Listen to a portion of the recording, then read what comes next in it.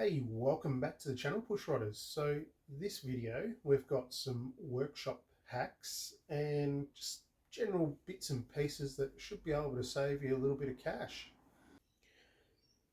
So you're into a little bit of fabrication, just general bits and pieces. Instead of stuffing up your good bit of metal that you got to cut up and all the rest of it, why not use some cereal boxes? This one being rice bubbles, of course, but the cardboard's nice and thick, but yet it's still pliable enough that you can bend it to the shapes you want and all the rest of it. Rags. Now, I don't know about you, but have you seen the price of rags lately? It's bloody horrendous. I've seen some prices up as high as about $50 or $40 or something for a 5 or 10 kilo bag of rags, which is really bloody ridiculous. So ask your family members, friends, if they've got any, old torn clothes with, just plain wore out, all that sort of stuff. Even towels. They all make great rags. Get a big pile of them, sit down for an hour or so in front of the heater or whatever, and just tear them all up into nice sizes. Done deal. And another little trick with these too. Save all your oily and greasy rags, and they make good firelighters. If you enjoy a little bit of MIG welding, or you work at a place that does, or even if your mates, likewise, ask if you can take the very end piece of the spool of wire. Usually, most people, that's the piece that's in the hoses or whatever you want to call it, and the trigger, the hand piece. Most people, when they put a new spool on, they'll usually just pull that out and throw it, like in the scrap bin or in the rubbish bin. See if you can grab it off them. It makes great tie wire.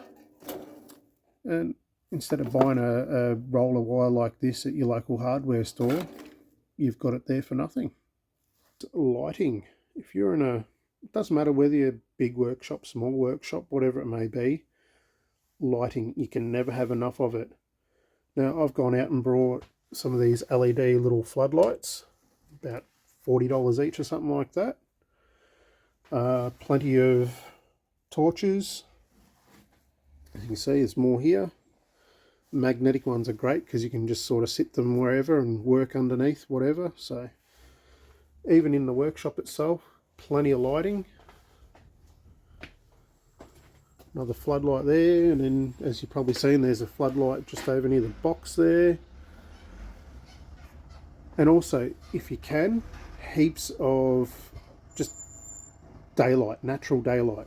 Everyone loves their toasted bacon and egg sandwiches first thing in the morning, but if you save a couple of the egg cartons, they make good divider boxes. Now, I've used egg cartons in the past, and I've pulled cylinder heads apart, and all you got to do is just number in the lid here or wherever is applicable. Put your valve spring in, your retainers, valves, all that sort of stuff, and they're all in order for you.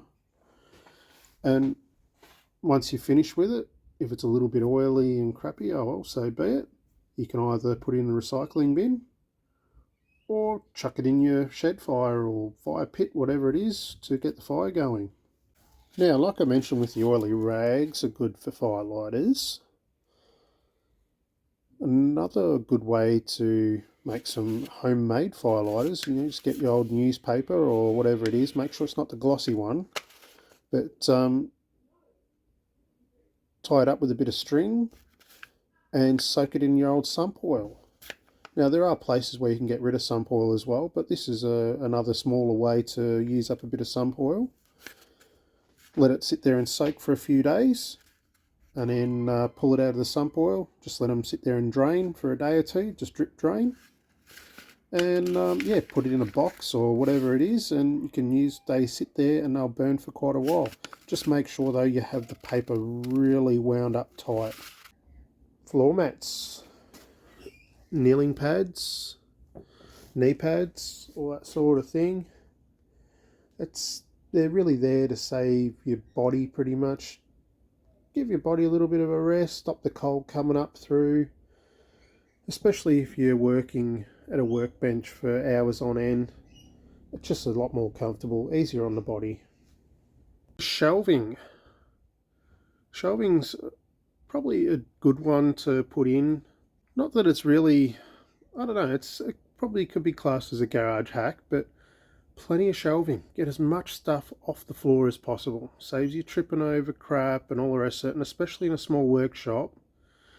Like, say the lathe there, for instance, I'm looking at putting an overhead shelf there to get more stuff off the floor, and, you know, just perfect example. I know it's a bit untidy, but over the workbench there, you get the gist. Now with small little workshops like this one, if you can try and get as much of trolleys or, you know, your workbenches, all that sort of stuff on wheels, just makes life so much easier. You can wheel them to and from where your job is, say out in the driveway, or if you need to make room real quick, you know, you can push stuff off to one side. So a couple of toolbox hacks for you. Now when you go to set out your toolbox, hey, it could even be just a couple of buckets with some random tools in it, whatever you've got.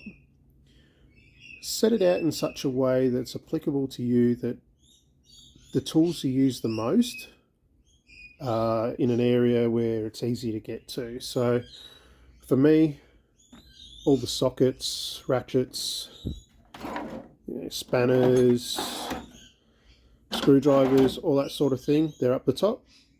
And then as you work your way down, you know, you've got all your pliers and adjustable wrenches, shifters. And then the least sort of stuff you use, you have it at the bottom. So the likes of your hacksaw, hammers, wire brushes, all that sort of stuff. And then I guess the stuff you use the very least, so you might maybe get it once, you know, every 4 months or something like that, for example. Have that at the very bottom of your toolbox. Next one. Now you can buy these relatively cheap, the drawer tidies or whatever you want to call them. I've got this one here for my imperial spanners and for metric. Not only does it keep the drawer tidy, but you can go, once you get used to where everything is, you can virtually just reach in and go, oh, I want a 1/2 inch drive, 1/2 inch ring open end spanner, and bang, done. Household items, so stuff like vinegar, relatively cheap from the supermarket, and clean, you know, surface rust off of tools you want to restore, or engine parts, car parts, whatever that may be. Soap, cheapest bar of soap possible, and if you've got a nice squeaky engine belt or something like that, grab out the old bar of soap, and it sort of acts a little bit like belt grip, you know, that spray stuff in a can. That's always handy to have. And Vaseline, just a tub of Vas, and that'll help you out with the likes of lubricating O-rings, vacuum lines, you know, to get them onto the little barbs, any rubber hoses. If you use more a petroleum based sort of thing, like penetrating lubes and greases and all that sort of stuff, it tends to deteriorate the rubber, degrade it, whereas I'm not really sure what chemical makeup the Vaseline has, but it doesn't seem to really degrade any of the rubber. So the last one is, you could probably earn a little bit of money out of it every now and again, or you could have it as a side hustle, but recycling. Now of course, you know, you've got your cardboards and plastics and all that sort of stuff that go into the recycling bins, or you can, you know, use it to start your wood heater or whatever it may be. But even little bits and pieces, like, I'll take the camera, like under the shelf here, it's just a box full of just random bits and pieces there. That is the first place I go looking if I need a little bit of all thread, or you know, a bracket that I can modify, bits of aluminium or aluminum. And even here, milk crates. Well, there's actually another little hack. If you can get hold of milk crates and you can store your bits and bobs like this, they stack well, and yeah, really cheap, especially if you find them on hard rubbish, that sort of thing. But yeah, before I go buying steel and all that sort of stuff, I usually try and see what I've got first. On top of that, through all your servicing your own vehicles, or you might take on your friends' cars for a little bit of servicing. It might even be like myself, you work from home, you're a mobile mechanic. Save up all your scrap steel, whether it be old brake pads and disc rotors to all sorts of crap. Take it down to the metal recyclers and you get a little bit of cash. So it might be a bit of beer money, or if you've got a project in mind, hey, it might be only 50 or 60 bucks, but you're $50 or $60 closer to your end goal, enjoying your project once it's finished. So look, I hope that sort of gets the old grey matter moving and all the rest of it. You got something out of that. What are you waiting for? Go and get your hands dirty. We'll see you next video.